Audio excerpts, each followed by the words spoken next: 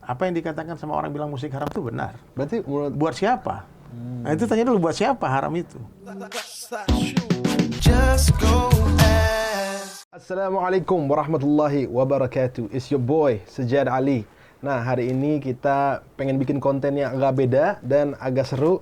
Kebetulan hari ini Sajjad kedatangan tamu yang ajib wa tayyib. Ajib wa tayyib. Nah, beliau ini adalah seorang da'i ilallah, seorang dai, seorang ustaz al-mukarram. Nah, hari ini kita mau bahas dikit-dikit tentang satu jalur yang sama, yaitu dakwah lewat nada. Okay, so without further ado, please welcome Al-Ustaz Dery Sulaiman. Ya Allah. Assalamualaikum Ustaz. Waalaikumsalam. Gimana kabar Ustaz? Khair? Khair, alhamdulillah. Alhamdulillah. Ya Ustaz, pertama-tama nih sebelum kita masuk ke pembahasan yang deep talk anjay, agak deep, kita kasih tahu dulu nih teman-teman kita lagi di mana. Sekarang kita lagi di studio khususnya Ustaz Dery Sulaiman. Nah, tempatnya seru, nyaman, dan insya Allah nantinya sebetulnya belum jalan ya Ustaz? Belum. Ini masih under construction ya. Under Cuman construction, takdir Allah ya saja Sali yang mulai bismillahin. Bismillahirrahmanirrahim. Oke, so Barokah. artinya nanti Ustaz akan ada konten yang berkelanjutan ya di sini. Insya Allah. Ya? Yang judulnya kalau nggak salah ngopi ya. Ngopi, ngobrol perkara iman. Ngobrol perkara iman. Makanya jangan gibah mulu, dikit-dikit iman kita masukin. Ngopi itu banyak sebetulnya. Kalau datang tokoh-tokoh politik kita ngobrol perkara Indonesia. Haji. Kalau datang orang yang lagi galau, jomblo, kita ngobrol perkara istri. Jadi ngopi itu banyak mana. Banyak ya, masuk kemana aja. Masuk kemana aja. Tergantung Jadi, narasumber. you have the answer to everything, Betul, right? betul. Ajib. Oke, selain ngobrol perkara iman, nantinya juga itu dengan DSAS ya. Ya, dari Sulaiman dan sahabat. Dari Sulaiman and sahabat, tapi ada juga Dunia arti lainnya. sementara akhirat selamanya. Dunia sementara akhirat selamanya. Itu multi tafsir. DSAS itu. Kalau saya punya studio, DSAS juga dari Sulaiman Art Studio. Oh, oke. Jadi, Makanya dari kita sampai tadi di rumah, semua mobilnya, motornya semua pakai stiker DSAS. DSAS. Kata Ustaz Abdul Somad, dari Sulaiman Abdul Somad. Ajib, ajib. Iya, beliau Kita katanya- boleh minta nggak tuh stikernya tuh? Boleh, nanti semua Terus stikernya seru banget tuh. Jadi DSAS. udah di mana-mana tuh udah ada brandingnya DSAS. Jadi yaitu- setiap orang nanya, itu apa bang DSAS? Nah, ini kesempatan kita semua dakwahkan dunia sementara akhirat selamanya. Masya Allah. Oh gitu bang. Jadi banyak hari ini orang lupa dunia ini sementara. Sehingga orang menjadikan tujuan hidupnya dunia. Nah ini masalah. Awal masalah seluruh manusia ini ketika dia menjadikan dunia sebagai maksud. Padahal dunia ini keperluan. Yes. Nah, keperluan ya perlu ada. Sekali kita perlu toilet ya, perlu WC. Yeah. Kalau nggak ada ya susah juga kita kan sembarangan BAB di mana-mana. Benar. Tapi jangan mentang-mentang kita perlu toilet, kita 24 jam duduk di toilet. Oh, Paham? Hari ini banyak orang gitu, dia perlu dunia tapi 24 jam dunia yang diurus. dunia kejar terus. Nah, parah. Padahal dunia ini ulama sampaikan seperti bayang-bayang. Dan tidak akan ada satu orang manusia pun yang mampu menundukkan bayang-bayang dengan mengejarnya. Nah, jadi satu-satunya cara orang berakal, orang cerdas itu dia akan tinggalkan bayang-bayang. Dia akan kejar cahaya, dan ketika orang itu mengejar cahaya, baru Allah perintah bayang-bayang mengejar dia. Allah salli alaih. Jadi dua aja pilihan di dunia, mengejar bayang-bayang atau dikejar bayang-bayang. Sajjad juga ada lagu nih, Ustaz. Itu saya dengar dari tadi itu penasaran banget. Lagunya mana sih? Tapi masih dirahasiakan nih. Saya mau reaction pertama nih lagu ini. Yes, kita mau dengar. Iya. Kebetulan hari ini, Ustaz, alhamdulillah, kita rilis video liriknya. Nah, lagu ini judulnya Kun Fayakun. Kun fayakun, jadi maka jadilah. Ajib. Jadi La ilaha illallah. Sajjad waktu itu sama produsernya, shout out to my boy Ijal Peterson, kita bikin lagu ini, kita pengen bikinnya tuh sebetulnya kalau kita pengen tobat, kita pengen baik lagi gitu, pasti ada kunnya dari Allah. Ya, betul. Jadi kita kun fayakun, kita yakin bahwa Allah akan ampuni kita langsung angkat tangan berdoa. Dan nggak apa-apa, kita mungkin kadang-kadang terlihat hina di hadapan manusia, penting kita mulia di hadapan Allah. Iya, nggak ada masalah. Penilaian manusia ini nggak penting. Buat apa seluruh dunia mengatakan kita orang baik, orang soleh, Allah katakan enggak. Yang penting itu apa kata Allah. Maka kita berbuat, berkarya, itu untuk menyenangkan Allah saja. Ahsantum. Ya, orang mau like, nggak like, bodo amat. Nah, tapi alhamdulillah itu jiwa itu sudah ada melekat di Ane itu. Karena dulu basic musiknya kan underground ya. Kita nggak peduli orang like atau nggak like ya. Iya. Kita Penting manggung. berkarya dulu ya. Kita manggung dibayar nggak penting banget. Kita diundang aja udah bangga banget. Yang penting ada pamfletnya dan nama band kita di sana kan. Betul. Diakui kan, diizinkan perform itu udah suatu kemuliaan rasanya. Betul. Nah, karena ngomongin perform ini, Nah, mungkin teman-teman juga mungkin ada yang nggak tahu juga dulu Ustadz juga ya di dunia. Terus metal, saya dulu band saya, musik saya metal. Mungkin saja sebelum lahir ya. Iya. Jadi tahun berapa lahir? Belum lahir kayaknya tuh zaman itu. Saya rekaman 97, 96. Oh, udah Ustadz, udah. Baru-baru itu. Baru lahir ya, baru lahir ya. Jadi itu saya udah mencet Metal Zone itu. Nah, jing saya lahir. Ya Allah. Nah, itu gimana sih kok bisa tiba-tiba perubahan, bisa dibilang drastis nggak perubahan? Perubahan saya itu revolusi, bukan evolusi. Just dari dreadlock, dari metal, hilang 3 hari. Pulang 3 hari itu pakai imamah, pakai sorban. 3 hari? 3 hari aja saya hilang. Jadi nggak ada kontemplasi mungkin nanti atau nggak mikir maybe later? 3 hari saja. Ajib, udah kayak zuat aja, udah kayak nikah ya. Kata Rasulullah mesti 3 hari kalau mau nikah. Iya. Jadi saya 3 hari di masjid, putus hubungan dengan dunia, matikan handphone, itikaf, khuruj fisabilillah, ikut jamaah tabligh di Bali. Betul-betul belajar mati itu 3 hari itu, nggak komunikasi, nggak ada urus bisnis, hanya sholat, jaga wudhu sempurna, jaga pandangan, jaga pendengaran, langkah kaki, tangan, semua. Kan di masjid nggak mungkin kita maksiat kan. Betul. 3 hari istirahat maksiat, qiyamul lail setiap malam, tahajud, sholat 5 waktu berjamaah di masjid. Maka selama 3 hari itu terjadi perubahan yang luar biasa dalam kehidupan saya dan kehidupan jutaan orang lain yang pernah merasakan dahsyatnya program ini. Ini metode, ini salah satu metode tarbiyah, pendidikan umat untuk menjadikan kita nih teman-teman ya. Kalau kalian mau jadi ahlul masjid ya 3 hari di masjid. Ayam itu dikurung 3 hari di kandangnya, dilepas dia pasti balik ke kandangnya, rindu. Jadi berlama-lamanya seseorang di satu tempat akan membuat hati dia ada mu'alak dengan tempat itu. Ada keterkaitan, ketergantungan dengan tempat itu. Itu yang Anda rasakan di Bali di awal-awal 2000-an dulu. Saya mulai hijrah, ya, mulai merasakan. Karena sudah coba ini, coba itu, lari sana, lari sini, pikir sana, pikir sana. Sampai satu hari itu saya berjumpa dengan suatu keadaan yang tidak bisa dipikirkan. Yang tidak bisa diselesaikan dengan kecerdasan kita dan nggak bisa diselesaikan dengan uang kita. Nah itu hati yang bicara iman. Hati itu kalau udah mulai hidup dia rindu kepada Allah, itulah awal kehidupan yang sesungguhnya. Ajib, Masya Allah. Nah, ketika orang sudah menemukan jati dirinya, bahwasanya dia hidup tuh dihidupkan oleh Allah, kita terlahir ke dunia bukan mau kita, tapi Allah yang hantar kita ke dunia. Maka kita nggak boleh hidup sesuai dengan mau kita. Kita mesti hidup sesuai dengan kehendak Allah. Maka saya memutuskan untuk berhijrah, untuk mengganti lifestyle dari cara gua. Biasanya kan ini cara gua beda.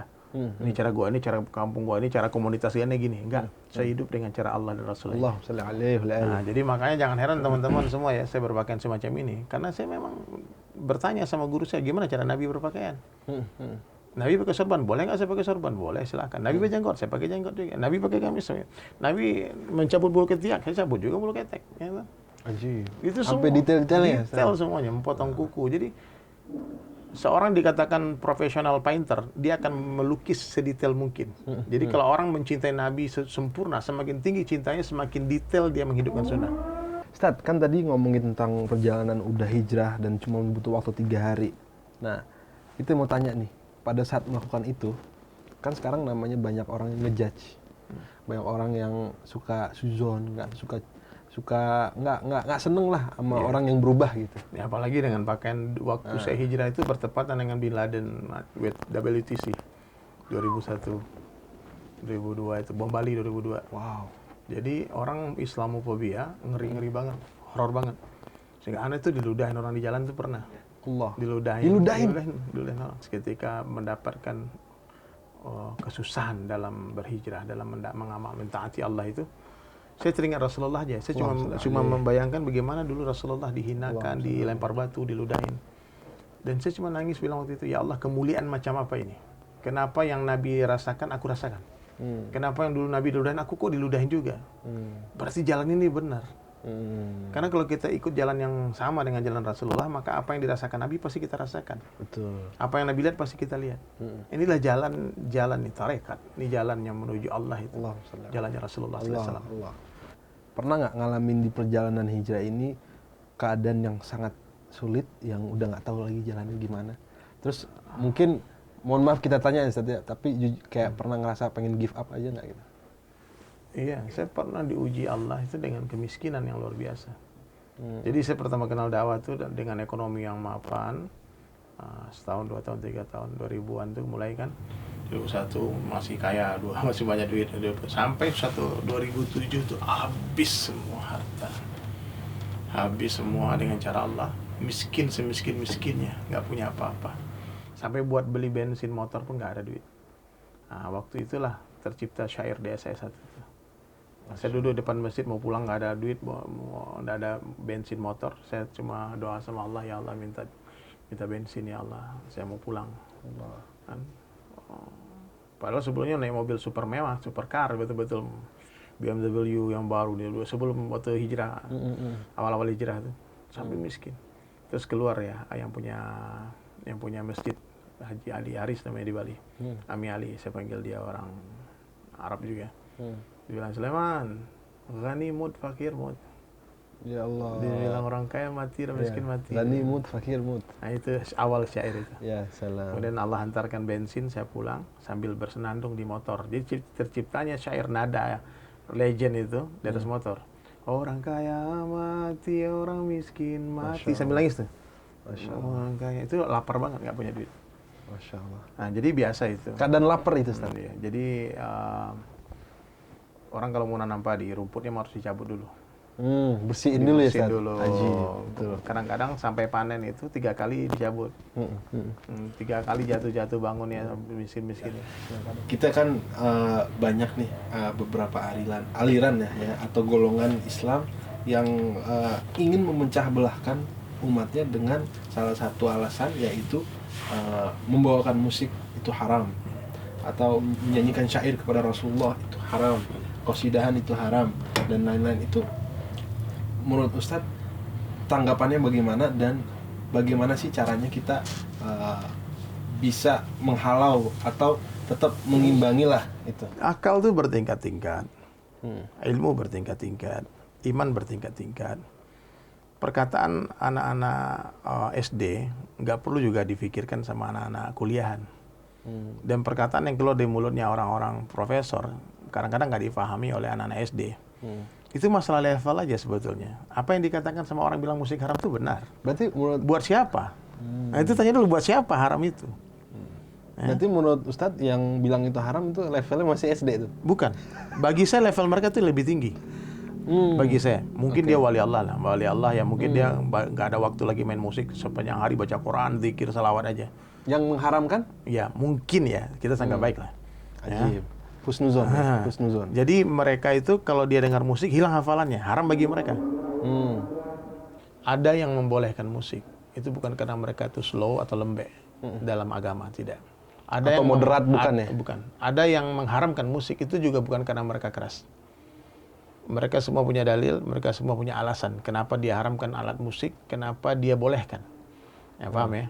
Jadi kita menyikapinya mesti di tengah-tengah. Kalau anak itu menyikapi musik itu haram, saya setuju. Kapan? Ketika azan berkumandang. Di mana? Dalam masjid kita masih ngeband, nggak boleh. Siapa yang menyanyikan? Wanita-wanita seksi di depan laki-laki. Apa yang dinyanyikan? Itu dibahas dulu dong. Iya. Konteksnya apa? Jangan sampai perkara yang luas kita sempitkan. Iya. Ya. Nah, yang mengharamkan musik jelas, bahkan bukan hanya musik yang haram. Kita juga bisa bikin statement baru baca Al-Quran itu haram.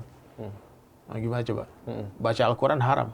Iya, pasti ngamuk semua orang kan? Iya. Padahal itu sebuah kalimat yang terputus. Iya, baca Al-Quran itu haram di dalam toilet. Nah, paham ya? Musik itu haram di mana? Di mana? Di mana? keadaan apa? Siapa? Apa yang dinyanyikan? Nah, jadi kita sepakati itu. Ana dulu pernah ninggalin musik lama. Berapa lama itu? Ada mungkin 9 tahun. Merasa hampa nggak hidupnya tanpa musik? Enggak. Seneng malah? Seneng. Terus kenapa lanjut lagi? Ya, dimarahin sama guru saya. Ajib. Kamu egois. Kamu mau sendirian masuk surga. Allah bisa beri kamu hidayah sebelum kamu ahli dalam memainkan alat musik. Coba kamu pikir, kenapa kamu dapat hidayah setelah kamu jago main musik? Supaya kamu gunakan keahlianmu untuk mengajak orang kepada Allah.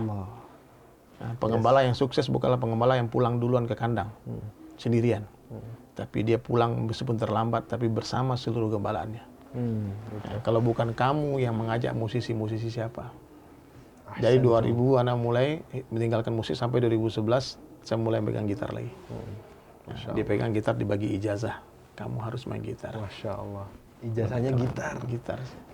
Satu lagi Ustaz, ya Anda sering bilang sama teman-teman juga yang profesinya mungkin nggak langsung sejalur dengan dakwah. Anda bilang kita mesti menggunakan profesi kita atau keahlian kita untuk di jalan Allah, bukan kita tinggalkan untuk ke jalan Allah. Betul. Karena di dakwah ini kita butuh semua. Kita butuh orang keuangan, akuntansi, butuh musisi, butuh dokter. Setiap lini kehidupan mesti ada dai di sana.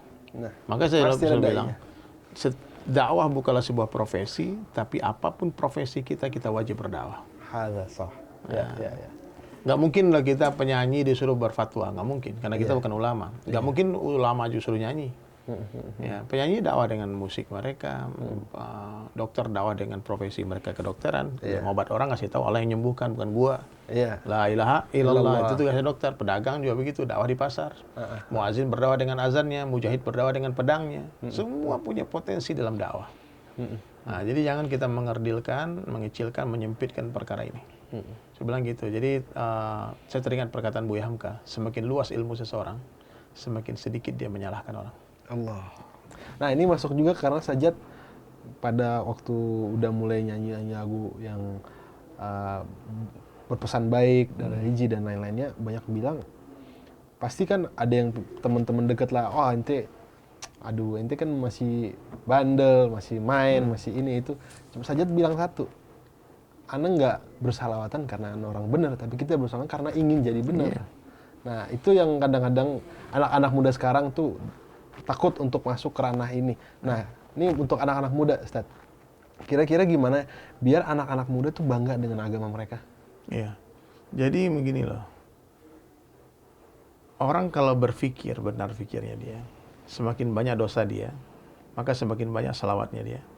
Semakin banyak istighfarnya dia, semakin banyak sholatnya dia. Karena itu pengguguran dosa.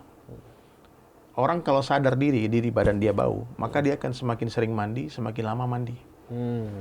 Hanya orang-orang yang nggak berpikir, ketika dia merasa badannya bau, kita suruh mandi, dia bilang malu. Malu gua katanya, badan gua bau banget. Lah, kalau lu sadar badan lu bau, mandi dong. Kalau lu sadar dosa lu banyak, salawatan dong, zikir dong. Ayo kita sholat. Nah, hari ini kan, gua malu ke pengajian, dosa gua banyak. Nah, ini mindsetnya keliru, cara berpikirnya salah. Ya. Merasa berdosa itu sudah bagus. Dia udah ada punya perasaan khauf ya, ketakutan udah ada, tapi harap ke surganya nggak ada. Mesti ada dua rasa, harap dan takut. Ini takut aja. Harapnya nggak. Aku banyak dosa, aduh aku malu. Ya. Terus harapnya apa? Coba berikhtiar sangka baik sama Allah. Maka iringi setiap maksiat dengan kebaikan. Setiap keburukan iringi dengan kebaikan.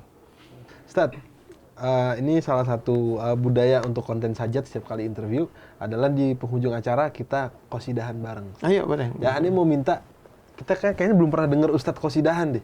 Jadi Ustadz dari Sulaiman kita todong sekarang minta bacain satu qosidah buat kita. Nanti Anda nyambung Ustadz. Apa ya? Apa aja Ustadz? Bismillah. Saya menggitar deh. Bismillah.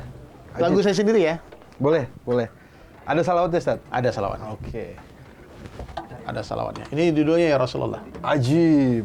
Berabad-abad jauh darimu, begitu tebal rasa rinduku. Semoga kelak ku bisa bertemu denganmu ya Rasulullah. Rasa bangga menjadi umatmu, teruskan semua dakwah-dakwahmu. Selawat dan beserta salamku untukmu ya Rasulullah. Siang-siang mencoba merayu, mengajak semua manusia bicara dari hati ke hati.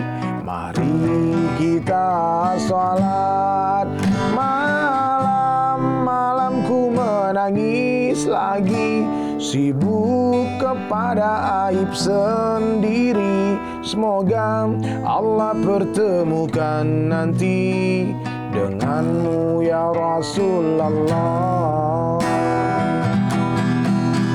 Ya Rasul, salam alaika. Ya Nabi,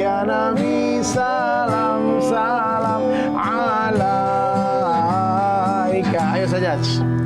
Ya Rasul, ya Rasul, salam, salam alaika.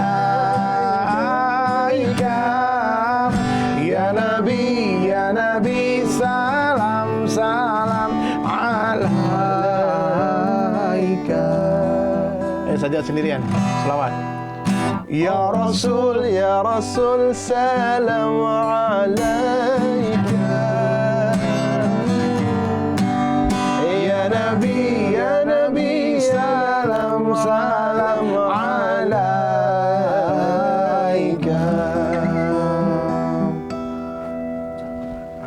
Cakep. Alhamdulillah. Masya Allah. Semoga barokah insyaallah. Mesti Anda apalin lagi tuh lagu tuh biar kita next time Next time kita I will cover ya. Insyaallah. Cover pakai audio rekaman semua ya. Amin. Bismillah. Kita take ulang. Semoga lagu Kun Fayakun menjadi asbab hidayah. Saya doakan Sajjaj Ali tetap berkarya terus, jangan pernah lelah. Amin. Jangan pernah lelah jadi orang baik, jangan pernah lelah jadi bekerja dengan Allah. Insyaallah Allah akan bayar gaji kita. Amin. Insyaallah. Nggak lama kok. Mentaati Allah ini nggak lama, sampai mati aja. Masya Kalau Allah. besok mati sampai besok aja. Haji. Bismillah. Insyaallah. Ustaz, barakallahu fikum. Barakallahu fikum Terima kasih insyaallah. banyak, Ustaz, Sajjaj Ali. untuk- Kita lanjutkan lagi tarawih ya insyaallah ya. Insyaallah Ustaz, udah kita Ramadan ganggu barokah, waktunya, udah kita No worries, I'm happy for you. bajak nih studionya, insyaallah. Oke, sekali lagi terima kasih Ustaz. You're welcome. Insyaallah next time mesti main lagi ke tempat Sajjaj. Harus. Udah 2-0 soalnya ini. Udah 2-0, siap. Oke, teman-teman jangan lupa bisa mendengarkan lagu Kun Fayakun di semua digital platform, Spotify, iTunes, Joox. Also ada juga di YouTube-nya Origin Music dan juga ada cover-cover dan live juga di channel gue sendiri, Sajjad Daud Ali. Oke, thank you so much. It's been a pleasure. Wassalamualaikum warahmatullahi wabarakatuh. Peace.